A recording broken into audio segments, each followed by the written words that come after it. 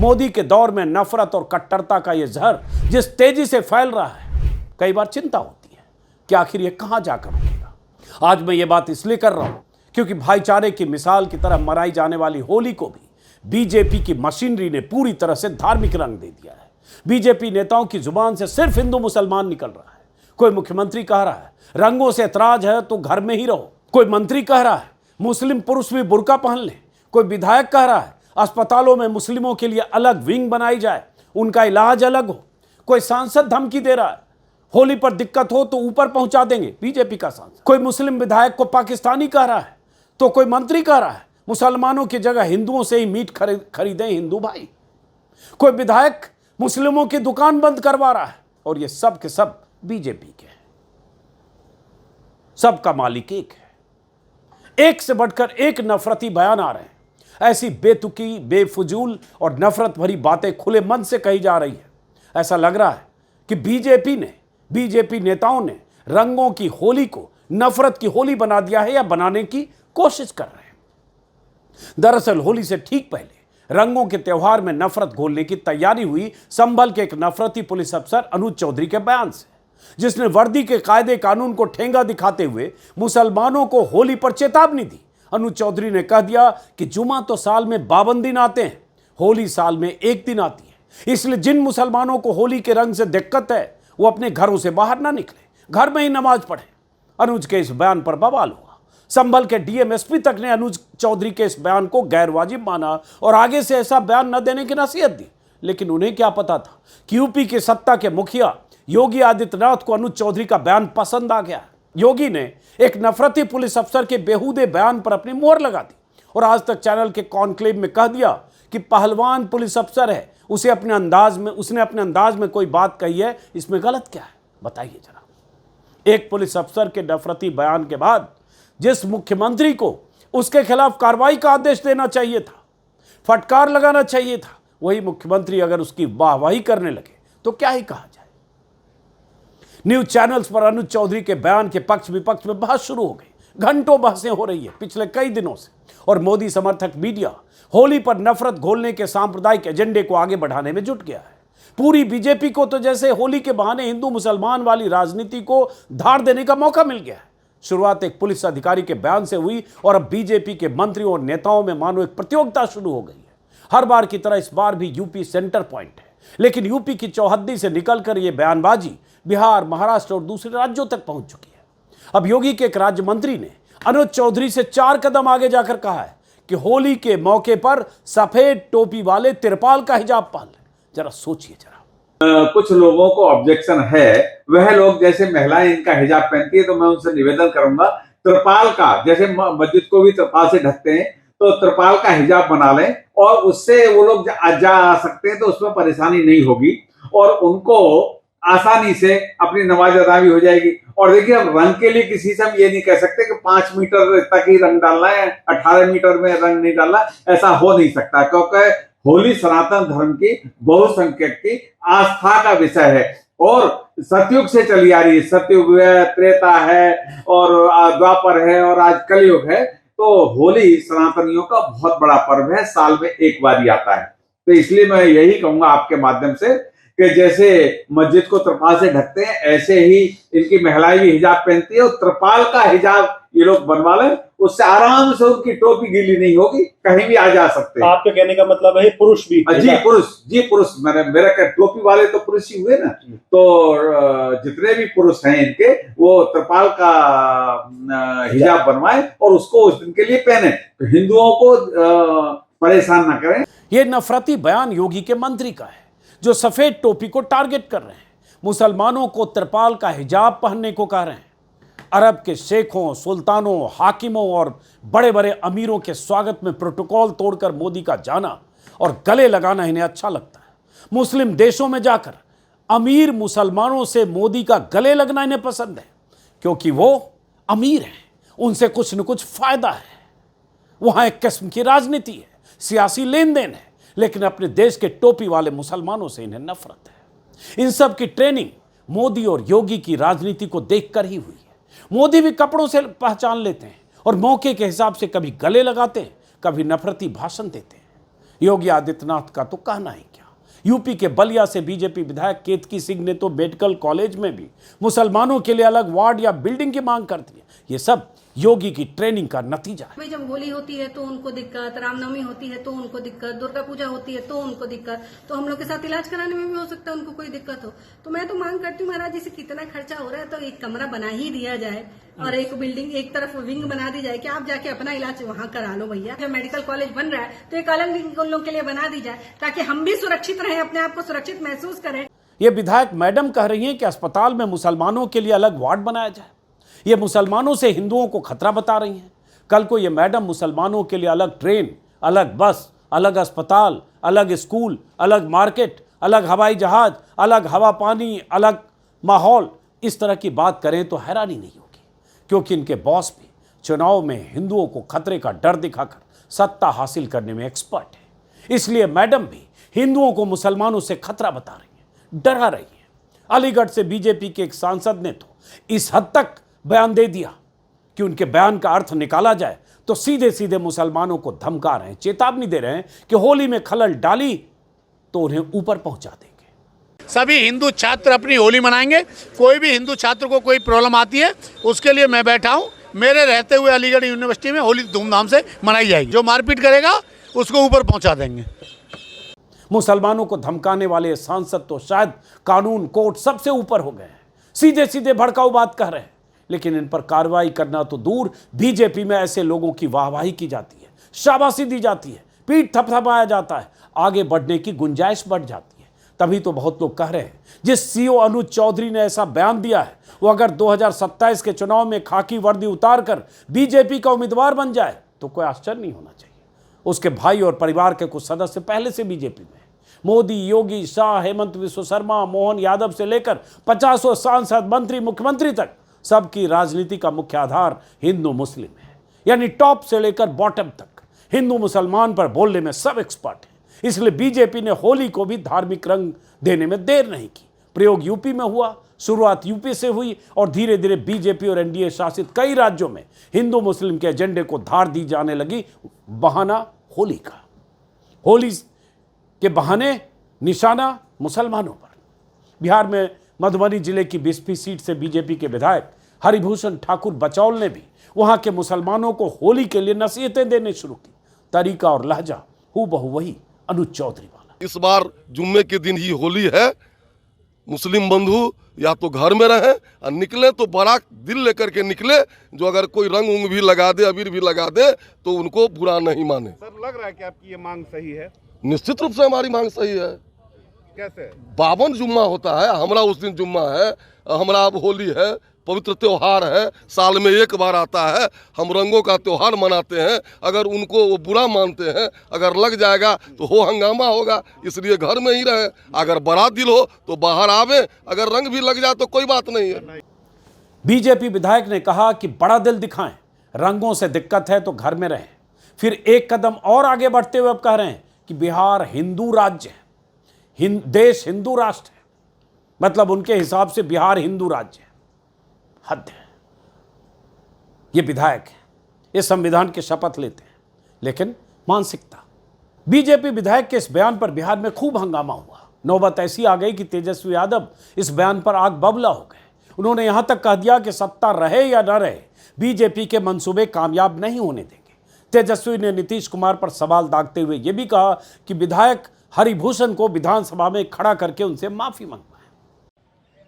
ये बिहार है, बछौल समझ लो तुम।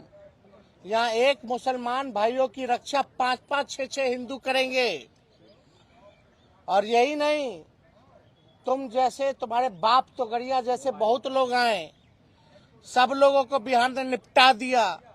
तुम जो चाहते हो दंगा फसाद कराना, भले ही हमारी सत्ता रहे या ना रहे, जब तक हमारी पार्टी और हमारे लालू जी के विचारधारा को मानने वाले लोग हैं, देश के संविधान को मानने वाले लोग हैं, तब तक जो है इनके एजेंडा को हम लोग कामयाब होने नहीं देंगे। और मुख्यमंत्री जी, कृपया ऐसे जो लोग समाज में गंदगी फैलाना चाह रहे हैं, जो समाज को बांटना, तोड़ना, जहर फैलाना चाह रहे हैं, थोड़ा हिम्मत दिखाइए, खाली कुर्सी के जुगाड़ में मत रहिए मुख्यमंत्री जी, थोड़ा हिम्मत दिखाओ और दिखा करके तभी महिलाओं को तो डांटते, जरा हिम्मत है तो बुलाइए अपने चैम्बर में इसको, या विधानसभा में खड़ा करके इसको माफी मंगवाइए। लेकिन मुख्यमंत्री से होने वाला नहीं है। ये हम क्या, पूरी बिहार और देश की जनता देख रही है कि कैसे बिहार के मुख्यमंत्री अचेत अवस्था में चले गए, केवल अपन कुर्सी के जुगाड़ में। यही भाषण दे रहे थे विधानसभा में, पहले कुछ होता था, पहले इतना हिंदू मुसलमान लड़ता था। पार्लियामेंट में उनका भाषण देखिए, बाबरी मस्जिद के टाइम में तो लालू जी को बहादुर बोलते थे। अरे कम से कम वही बहादुर नेता लालू जी से कुछ तो सीखे होंगे, कुछ तो साबित कीजिए। तो इनसे कुछ होने वाला नहीं है, इनको केवल अपनी कुर्सी प्यारी है। अब एकदम जो है अचेत अवस्था में मुख्यमंत्री चले गए। तेजस्वी ने बहुत बड़ी बात कह दी। नफरत के इस माहौल में अगर कोई नेता ये कह दे कि एक मुसलमान भाई की रक्षा 5-6 हिंदू भाई करेंगे, तो ये मामूली बात नहीं है। तेजस्वी ने ललकारने वाले अंदाज में कहा कि बीजेपी कुछ भी कर ले, बिहार में दंगा नहीं होने देंगे। जरा सोचिए, होली के पहले ये सब क्यों हो रहा है? क्यों इस तरह का माहौल बनाया जा रहा है? क्यों इस तरह के बयान यूपी से लेकर, बिहार से लेकर दूसरे राज्यों से आ रहे हैं? रंगों का यह त्यौहार हंसी खुशी बीत जाता जैसे हर साल बीतता है। बहुत जगहों पर हिंदू मुस्लिम मिलकर भी होली खेलते हैं, लेकिन इस त्यौहार से पहले रंग को बदरंग करने की सियासत हो रही है। हम सबको याद है 30 साल, 35 साल, 40 साल पहले कितनी होली हुई। 25 साल पहले, 20 साल पहले, 15 साल पहले होली में पता ही नहीं चला कौन हिंदू कौन मुस्लिम, हमने मिलकर रंगों का त्यौहार खेला है। लेकिन इस बार ऐसे बयान, वजह आप समझते हैं। ऐसे नफरती बयानों पर बसपा अध्यक्ष मायावती ने भी कहा है कि सभी राज्य सरकारों को होली को आपसी भाईचारे में तब्दील करके ऐसा माहौल बनाना चाहिए। इसके आड़ में किसी भी मुद्दे को लेकर कोई भी राजनीति करना ठीक नहीं। सभी धर्मों के अनुयायियों के मान सम्मान का बराबर ख्याल रखना जरूरी है। संभल की तरह अधिकारियों का गलत इस्तेमाल करना ठीक नहीं। यानी हर कोई समझ रहा है कि बीजेपी होली पर नफरत की राजनीति से बाज नहीं आ रही है। होली को भी हिंदू मुसलमान बनाने में या हिंदू मुस्लिम के बीच जो एक खराब माहौल होता है उसका हथियार बनाने में बीजेपी कसर नहीं छोड़ रही। कायदे कानून और संविधान के दायरे से बाहर जाकर क्या अधिकारी, क्या मंत्री, क्या मुख्यमंत्री, सब के सब नफरती माहौल बनाने में जुटे हैं। पहले औरंगजेब के मुद्दे पर हंगामा हुआ, फिर मथुरा में होली पर मुसलमानों की एंट्री बैन करने की मांग उठी। इसके बाद देखते देखते 52 जुमा बनाम एक होली पर बहस छिड़ी। अमेरिका भारत की उधर बेइज्जती कर रहा है, टैरिफ के नाम पर भारत को चेतावनी दे रहा है। जिस ट्रंप से दोस्ती के नाम पर मोदी समर्थक न जाने क्या क्या उम्मीद पाले बैठे थे, उन्हें मुंह चिढ़ा रहा है। आए दिन उठपटांग उसके बयान आ रहे हैं। वो कह रहा है कि वो भारत को एक्सपोज कर रहा है, अमेरिकी राष्ट्रपति, लेकिन उस पर कोई सवाल नहीं, उस पर कोई बवाल नहीं, उस पर कोई गुस्सा नहीं, उस पर कोई आक्रोश नहीं। बीजेपी से कोई ये न पूछे कि आपके मित्र ट्रंप, मोदी जी के मित्र ट्रंप भारत पर टैरिफ क्यों लगा रहे हैं। अप्रवासी भारतीयों को बेड़ियों हथकड़ियों से बांधकर बेइज्जत करते हुए अमेरिकी सेना के विमान से वापस क्यों भेज रहे हैं। कोई ये न सोचने लगे कि नेपाल, कोलंबिया जैसे छोटे देश अमेरिका को मुंहतोड़ जवाब दे रहे हैं, तो विश्वगुरु क्यों खामोश है। आप ये न समझ जाएं कि कनाडा और चीन ने अमेरिका को 2 टूक जवाब दिए हैं, लेकिन 56 इंच वाले खामोश क्यों हैं। कोई इनसे ये न सवाल पूछ पाए कि FII विदेशी इन्वेस्टर भारत को छोड़ चीन क्यों जा रहे हैं। कैसे लोगों के 95 लाख करोड़ शेयर बाजार में डूब गए। शेयर बाजार लगातार गोते क्यों खा रहा है। अर्थव्यवस्था के लिए बुरी चेतावनी क्यों आ रही है। डॉलर के मुकाबले रुपए की हालत लगातार पतली क्यों हो रही है। ऐसा क्या हुआ कि मोदी के राज में 100 करोड़ लोगों के पास जरूरी चीजों के अलावा खर्च करने का पैसा नहीं है। 2 व्हीलर लोन चुकाने में लोगों की हालत खराब है। सोना गिरवी रखकर लोन लेने के आंकड़े कैसे बढ़ रहे हैं। 80 करोड़ लोगों को अनाज देकर उनका पेट पाल रहे हैं। उनकी स्थिति आज भी क्यों है, ऐसी स्थिति क्यों है। इन सवालों के जवाब अंबानी के वनतारा में शेरों के साथ फोटो खींचने और खिंचवाने वाले मोदी जी शायद नहीं देना चाहते, और मीडिया उनसे ये सब सवाल नहीं पूछना चाहता। इसलिए हिंदू मुस्लिम करके उलझाना सबसे आसान और मुफीद काम है। हिंदू मुस्लिम करके अपनी नाकामी पर पर्दा डालने की कोशिश भी है, क्योंकि देश इसी में उलझा रहे हैं, आप सब इसी में उलझा रहे हैं। हर पर्व त्योहार पर, ईद पर, बकरीद पर, होली पर, दिवाली पर कुछ न कुछ ऐसा हो कि आप इसमें उलझ जाएं महीनों तक। और चुनाव के वक्त तो कहना ही क्या। अब बिहार में चुनाव है अक्टूबर नवंबर में, और अभी से अगले 6 महीने तक, 7 महीने तक न जाने कैसे कैसे उटपटांग बयान देखेंगे। और उसके बाद 2026 में बंगाल चुनाव है, मार्च में। फिर उसके बाद ये कहानी बंगाल तक जाएगी और उसके बाद 2027 में फिर यूपी का चुनाव। लगातार आप इसी तरह की बयानबाजियां, ऐसा माहौल, सालों भर लोग इसमें उलझे रहे, हिंदू मुसलमान, हिंदू मुसलमान, हिंदू मुसलमान। अब यही महाराष्ट्र में हुआ, जहां लंबे वक्त से औरंगजेब पर कंट्रोवर्सी चलती रही। मुख्यमंत्री से लेकर तमाम मंत्री औरंगजेब की कब्र खोदने की बात कह रहे थे।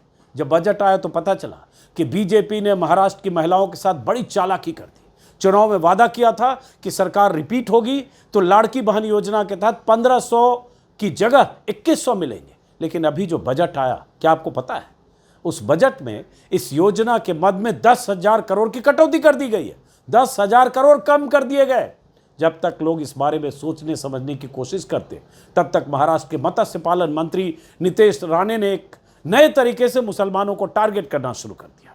नितेश राणे ने मल्हार सर्टिफिकेशन के नाम से पोर्टल लॉन्च कर दिया और हिंदू मुस्लिम मुद्दे को एक नई हवा दे दी। इस सर्टिफिकेशन के तहत महाराष्ट्र में झटका मीट की दुकान चलाने वाले हिंदू लोगों को ही सर्टिफिकेट मिलेगा। और नितेश राणे ने इस पोर्टल की शुरुआत के बाद यह भी कहा कि हिंदुओं को बिना मल्हार सर्टिफिकेट वाले दुकानों से मांस नहीं खरीदना चाहिए, यानी झटका मीट ही खाएं, हलाल ना खाएं, किसी मुसलमान के दुकान पर ना जाएं। अब एक सवाल पूछता हूं, नितेश राणे के कहने का यह मतलब हुआ कि हिंदू हलाल मीट बेचने वाले मुस्लिम दुकानदारों से किनारा कर ले। वो ये भी कहना चाह रहे हैं कि मुसलमानों से हलाल मीट लेने की बजाय सिर्फ हिंदुओं की झटका की दुकान से झटका मीट ले, यानी कि उनके टारगेट पर मुसलमान हैं। मैं आपसे एक सवाल पूछता हूं, आप में से कितने लोग जो मीट खाते हैं, नॉन वेज खाते हैं, मांसाहारी हैं, मीट की दुकान पर जाकर देखते हैं कि झटका हलाल है? होंगे कुछ लोग, चंद लोग। मैं तो 20 साल 25 साल से दर्जनों दुकानों पर जहां भी जाता हूं, आदमी जानता है कि मीट काटने वाला ये मुसलमान है, उसने हलाल मीट काटा है और मीट लेकर घर आते हैं और होली में और जहां भी जब साल में जब भी जो खाते हैं वो लाते हैं। उनको इससे कोई मतलब नहीं कि उसका धर्म क्या है मीट बेचने वाले का। लेकिन यहां पहचान की जा रही है, चिन्हित किया जा रहा है महाराष्ट्र में, ताकि मीट की दुकान पर जाने से पहले आप सोच लें कि मीट बेचने वाला हिंदू है कि मुसलमान है। ठीक वैसे ही जैसे यूपी में कांवड़ यात्रा के वक्त नेम प्लेट का फरमान आया था, जब सुप्रीम कोर्ट से फटकार लगी थी तब वो फरमान अमल होने से रुका, लेकिन नए नए हथकंडे अपनाकर कोशिश अभी भी वही है, मुसलमानों पर कैसे चोट की जाए, कैसे उनकी धार्मिक पहचान के आधार पर उन्हें चिन्हित किया जाए और उनके खिलाफ नफरत का माहौल बनाया जाए। हर राज्य में हर वक्त ये कोशिशें होती रहती है, तरकीब और किरदार बदलते हैं, इरादा एक ही रहता है। अब राजस्थान की एक खबर समझिए। यहां 8 मार्च को कांग्रेस के मुस्लिम विधायक रफीक खान को बीजेपी विधायक गोपाल शर्मा ने पाकिस्तानी करार दे दिया।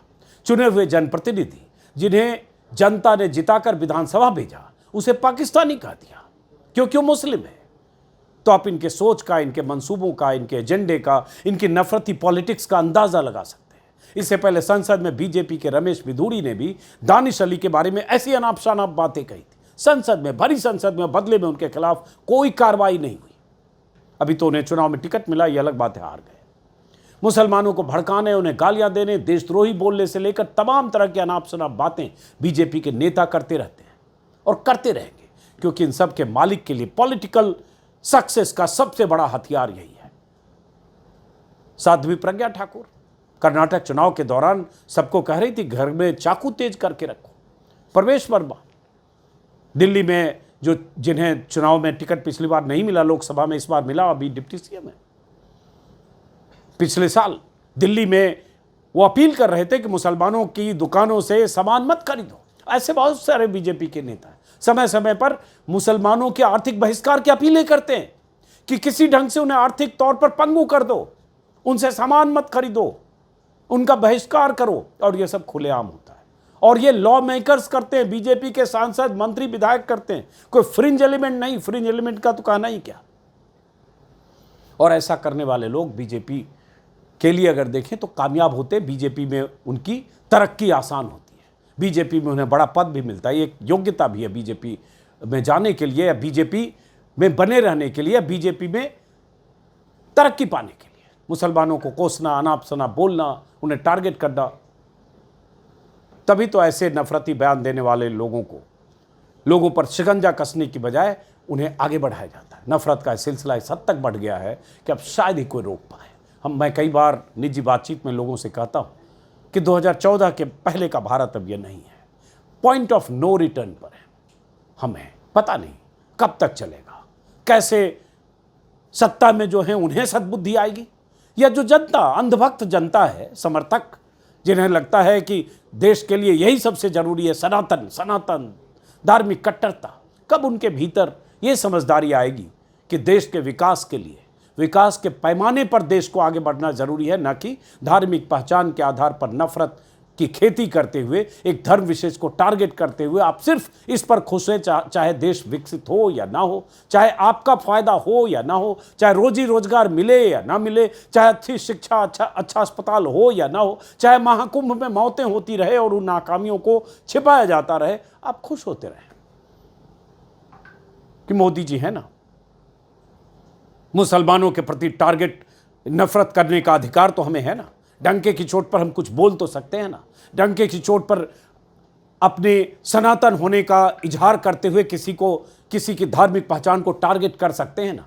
इस पर खुश होते रहे, और जिस दिन तक खुश होते रहेंगे तब तक समझिए सत्ता में बैठे लोगों को सबसे आसान रास्ता यही लगता है, जो जिस रास्ते पर चलते हुए, जिस रास्ते का पर कदम ताल करते हुए राजनीति को वो आगे बनाए और अब उस राजनीति पर खुद को टिकाए रखना चाहते हैं। फिलहाल इस वीडियो में इतना ही, फिर मुलाकात होगी। उम्मीद है कि होली रंगों का त्यौहार शांतिपूर्ण ढंग से बीते, भाईचारा कायम रहे। नमस्कार।